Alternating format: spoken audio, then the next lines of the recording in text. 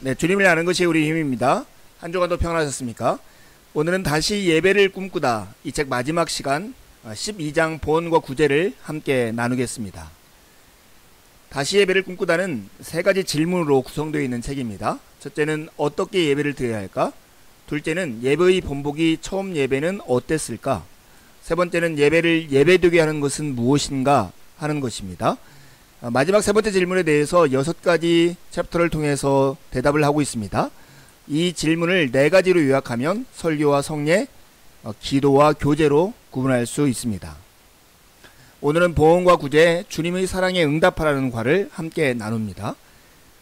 예배의 요소 중 교제의 의미가 무엇일까요? 칼뱅은 사도행전 2장 42절을 가지고 예배의 4가지 필수 요소를 말했는데요. 그것이 바로 설교와 성례, 기도와 교제였습니다. 칼뱅은 교제를 구제 또는 형제적 사귐의 유대라고 소개를 합니다. 칼뱅은 초대교회 집회에서는 반드시 말씀을 가르치고 기도를 드리며 성찬에 참여하고 구제하는 것이 정착되었다라고 말합니다. 또한 그는 기독교 강요에서 교제를 구제로 표현했고 성경 주석에서는 교제를 형제적 사귐의 유대라고 해석했습니다. 특별히 성찬에서 예수 그리스도와의 신비적 연합을 이룬 성도들은 이제 나아가 세상 속에서 작은 자들 속에 계시는 주님을 계속해서 만나야 합니다. 이에 관한 모든 것을 아우르는 것이 바로 구제인 것입니다. 그렇다면 보언과 구제는 무엇일까요? 그 유래는 성찬을 위한 떡과 포도주를 봉헌하는 데서 왔습니다. 초대교회 예배에서는 말씀의 예배가 끝나면 성찬 예배로 넘어가는데요. 그때에 예식에 쓰일 빵과 포도주를 성도들이 직접 가져와 봉헌하는 시간이 있었습니다. 그때 그리스도인들은 감사와 구제의 헌물을 가져와 봉헌하는 시간이 있었는데요. 즉 그들은 성찬을 위한 떡과 포도주를 봉헌하는 데서 한 걸음 더 나아가 확대된 봉헌의 개념으로 가난한 자와 궁핍한 자와 고아와 과부를 돕는 것을 포함시켰던 것입니다. 이는 인류를 위하여 자신의 몸을 내어주신 그리스도의 희생과 헌신을 본받아 성도들도 남을 위해 자신을 내어주는 것이 마땅하다고 여겼기 때문입니다. 봉헌과 구제, 그 의미는 그리스도의 희생적 사랑에 응답하는 행위입니다. 봉헌은 단지 교회를 운영하기 위해서 연보를 모으는 것이나 신자의 의무로서 행하는 행정적, 재정적 행위가 아닙니다. 예배 시간에 봉헌하는 이유는 초대교회 이래 하나님의 사랑과 은혜를 깨달은 성도들이 십자가를 지신 희생적인 주님의 사랑에 감격하여 응답하는 행위로 자신을 거룩한 산제물로 드리는 것입니다. 그리고 특별히 자신의 몸을 아낌없이 내어주신 그리스도의 희생적 사랑에 본받아 그 사랑을 먼저 받은 성도들이 남을 위하여 자신을 내어주는 행위, 그것이 바로 봉헌이고 구제 헌금이었던 것입니다. 봉헌과 구제 어떻게 해야 할까요? 웨스트민스터 예배 모범에는 구제를 위한 봉헌의 3가지 방법을 제시합니다. 첫째는 주일 예배를 드린 후에 병자를 신방하고 가난한 자들을 구제하고 자비와 선을 행하는 것. 둘째는 초대교회의 관습에 따라 성찬 시간에 구제 헌금을 드리는 것. 세 번째는 공적인 감사의 날에 감사 예물을 드리되 가난한 이웃을 위하여 사용함으로써 주님을 기쁘시게 할 것. 이것입니다. 여러분의 봉헌과 구제는 이와 같이 하고 있습니까?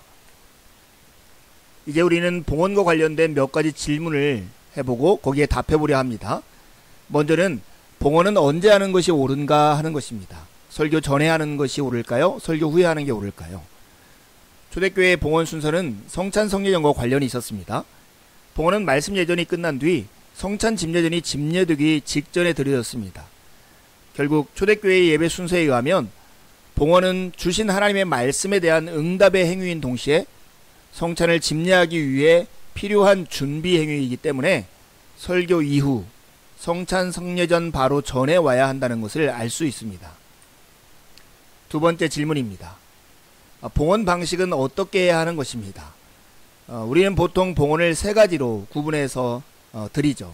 어느 교회에서는 각자가 예물을 들고 앞으로 나와서 봉헌하고 어느 교회에서는 제자리에 앉아있으면 봉헌위원들이 돌아다니면서 그들의 안내를 따라서 앉은 자리에서 봉헌을 하는 것입니다. 세 번째는 예배당 입구에 있는 헌금함에 각자가 봉헌을 하고 예배 중에 봉헌위원이 가져다가 봉헌하는 것입니다. 어떻게 해야 할까요? 예수님 당시의 성전 예배를 보면 주로 세 번째 방식, 즉 사람들이 각자의 헌금을 성전안 여인의 뜰에 있는 노쇠로 만든 나팔 모양의 헌금함에 바치는 형식을 취했던 것을 알 수 있습니다. 이 세 가지 방식 중에 어느 것을 택해도 사실은 상관은 없습니다. 더 중요한 것은 봉헌을 드리는 사람들의 마음 자세입니다. 성도들은 자신의 신앙을 비롯하여 몸과 마음과 정성이 온전히 깃든 거룩한 산 제물이 되어야 하는 것입니다.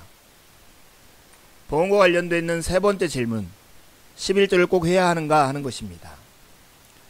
어떤 사람들은 11조는 구약시대의 율법으로 주어진 것이므로 신약시대를 살고 있는 우리에게는 더 이상 해당되지 않는다고 주장합니다.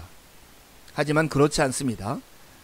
예수님은 율법을 폐하러 오신 것이 아니라 완성하러 오셨습니다. 그리고 하나님께서 율법을 주신 본래의 목적은 그것을 지켜 행하는 사람에게 생명과 복을 주시려는 데 있습니다.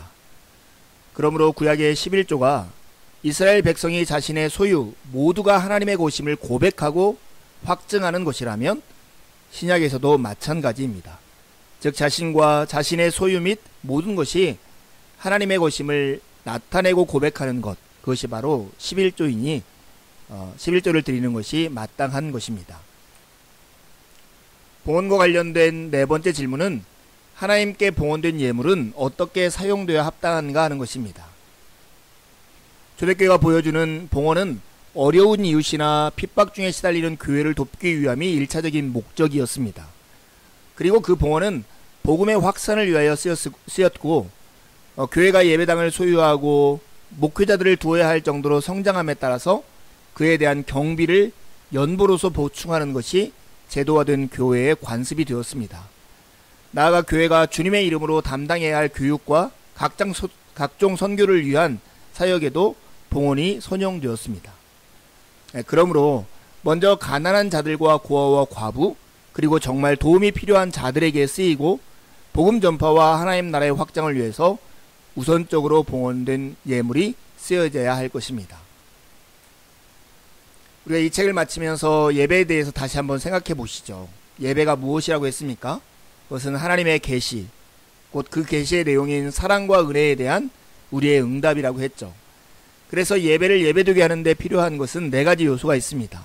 하나님의 계시, 그 내용인 사랑과 은혜를 우리에게 밝히 들려주는 들리는 말씀으로서의 설교와 보이는 말씀으로서의 성례, 그리고 거기에 응답하는 기도와 노래로 만들어진 기도인 찬양, 그리고 교제가 있어야 하는 것입니다. 그래서 우리는 성경 봉독과 설교를 통해서 말씀을 읽고 선포하는 일, 기도를 통해서 믿음과 신뢰를 표현하고 찬송을 통해서 영광과 감사를 노래하고 세례를 통해서 자녀됨을 확증하고 성찬을 통해서 십자가와 부활, 천국을 맛보며 봉헌과 구절을 통해서 주님의 사랑에 응답하는 것을 확인했습니다. 여러분, 이 책을 공부하는 것은 지식을 쌓기 위한 게 아니라 우리의 예배가 더 본질적인, 더 예배답게 되게 하는 데 목적이 있습니다. 여러분의 예배는 그렇게 되었습니까?